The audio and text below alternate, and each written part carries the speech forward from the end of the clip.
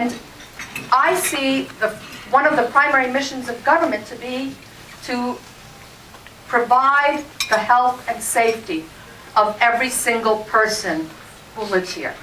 Remember, I said every single person, not just the citizens or legal or resident, but every single person is protected, the health and safety. And our police department is the front line in doing that. So I thank you very much for the work that you do. See if there are people you recognize. Okay?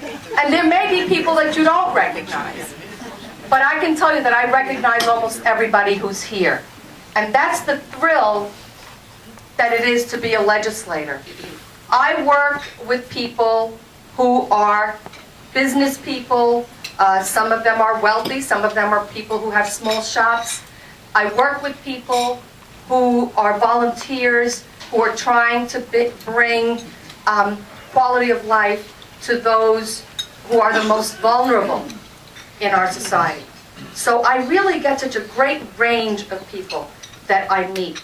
I want to give you a little bit of an update on some of the challenges that we're facing, besides the huge economic challenge.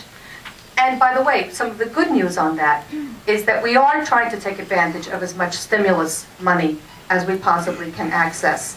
I had a meeting with our chair of Energy and Environment, and the Clean Cities Coalition, who said that they would be a clearinghouse for some of the stimulus monies. And we were talking about alternative transportation. Gloria, you know how I've been working on that. And Bob, you know, I've been trying to get alternative public transportation out there.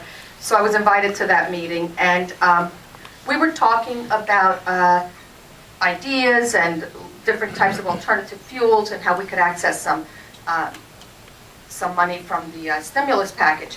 And as I was driving home from that meeting, and this is another benefit of living in this great legislative district, I was thinking about the people that had been discussed who would be invited to sit in this group, in this consortium, and I said, nobody mentioned Yakov Shamash. And as I was driving home, I called Yakov.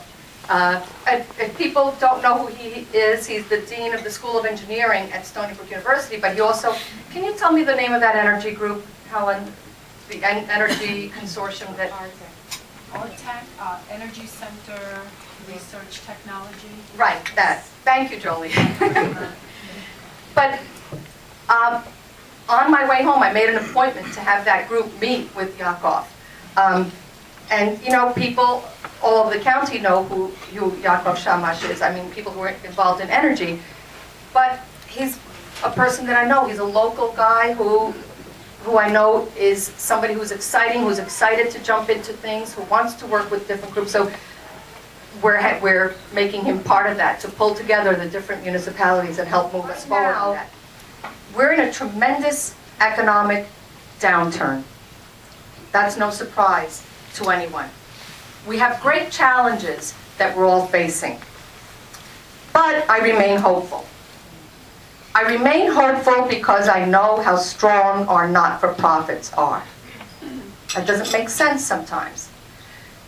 But when you're in government, I think one of the key elements that one has to learn is how to listen.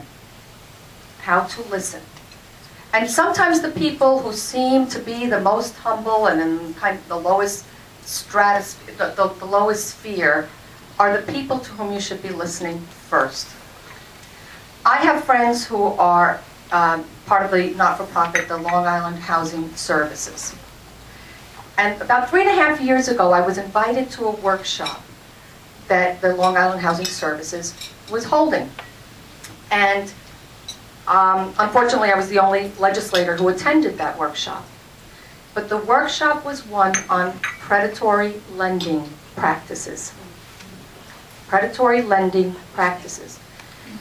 And Jolie, I had spoken to you about that, remember? Back then. Actually, and I remember the time it occurred because at that time I was running for county clerk, and part of the reason why I decided to run for county clerk was that I thought, well, with all of those papers going through the county clerk's office, that would be a great way to try to keep track of which mortgage companies seem to be getting a lot of Liz Pendens following their deals. And at that time, so much money was being made that nobody wanted to pay attention. But sometimes you have to listen. They say, I feel I should give back. This community is known for its volunteerism and its altruism. So I'm preaching to the choir. But that's the word we have to spread. That we can't be too great not to pay attention to the least of us. The second is that before we act out of fear, before we polarize our different entities, again, I'm looking at our police department, and when we were trying to save money in the county, our police officers were taken off of our highways. And because the sheriff's department didn't want to see the highways left in a dangerous situation, the sheriff stepped in. And so it created polarization between our police department and our sheriff's department. And we don't want that. We want people to be able to all pull in the same direction. Because if you're not pulling in the same direction, you're pulling one another apart. Okay?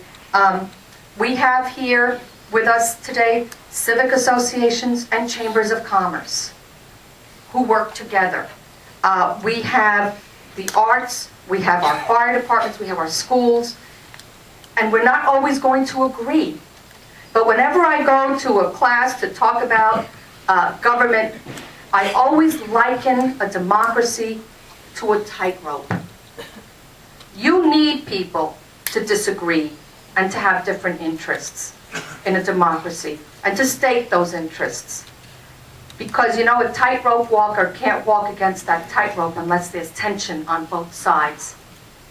And democracy can't work unless we listen to all of the sides and have that pull from the different sides that keeps us strong and keeps us on the road to understanding that together we can keep that tension and work together and get across the great divide that we need to get across during these challenging times.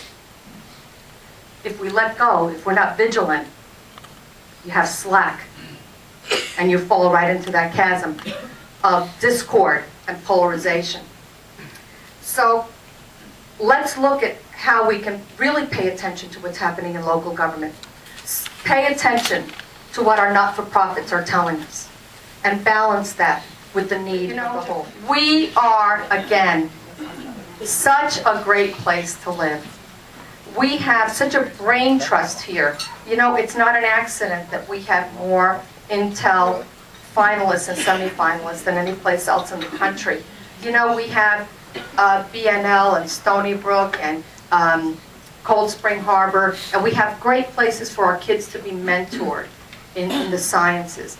Let's get all that brain power to work in one direction. Let's try to sit at the table with those we may not agree with. Let's move forward. We're going to get through this crisis because we have the will, we have the disposition, and we have the positive energy. Thank you all so much for being here.